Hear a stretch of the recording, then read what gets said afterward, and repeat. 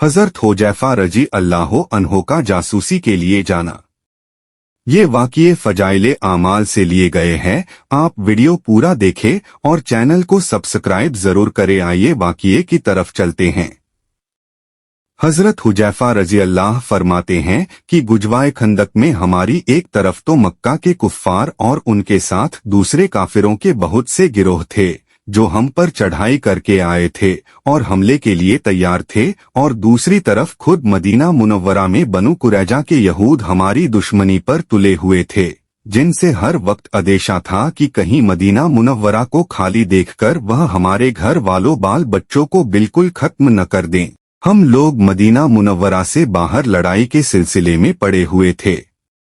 मुनाफिकों की जमात घर के खाली और तन्हा होने का बहाना करके इजाजत लेकर अपने घरों को वापस जा रही थी, और हुजूर अक़दस सल्लल्लाहु अलैहि वसल्लम हर इजाजत मांगने वाले को इजाजत मरहमत फरमा देते थे। इसी दौरान में एक रात आंधी इस कदर शिद्दत से आई कि न इससे पहले कभी आई न इसके बाद, अंधेरा इस कदर ज्यादा कि आदमी के पास वाला आदमी तो क्या अपना हाथ भी नजर नहीं आता था, और हवा इतनी सख्त कि इसका शोर बिजली की तरह गरज रहा था। मुनाफिकीन अपने घरों को लौट रहे थे। हम 300 का मजमा उसी जगह था। हुजूर अक़दस सल्लल्लाहु अलैहि वसल्लम एक एक का हाल दरियाफ्त फरमा रहे थे और इस अंधेरी में हर तरफ तहकीकात फरमा रहे थे। इतने में मेरे पास को हुजूर सल्लल्लाहु अलैहि वसल्लम का गुंजर हुआ।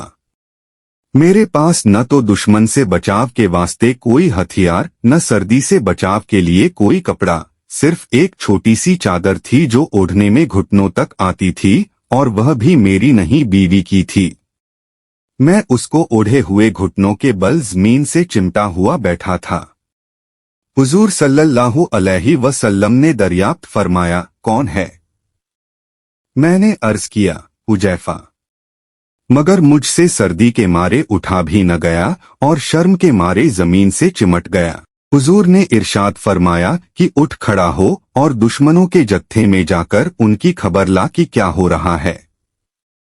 मैं उस वक्त घबराहट और खौफ और सर्दी की वजह से ज्यादा खस्ता हाल था, मगर तामीले इरशाद में उठकर फौरन चल दिया।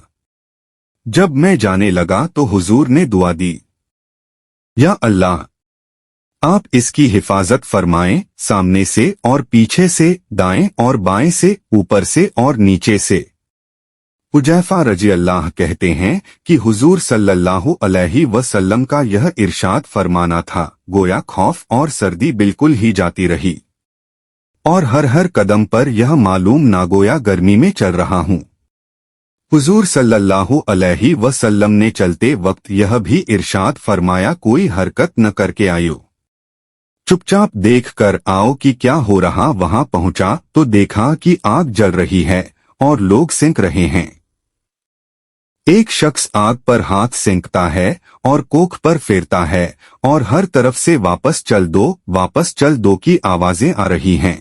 हर शख्स अपने कबीला वालों को आवाज देकर कहता है कि वापस चलो, और हवा की तेजी की वजह से चारों तरफ से पत्थर खेमों पर बरस रहे थे। खेमों की रस्सियां टूटती जाती थीं और घोड़े वगैरह हलाक हो रहे थे। अबू सुफियान, जो सारी जमातों का उस वक्त गोया सरदार बन रहा था, आग पर सेंक रहा था। मेरे दिल में आया कि मौका अच्छा है, उसको निमटाता चलूं। मैंने तीर निकालकर कमान में भी रख लिया, मगर फिर हुजूर सल्लल्लाहु अलैहि वसल्लम का इरशाद याद आया कि कोई हरकत न कीजियो, देख कर चले आना।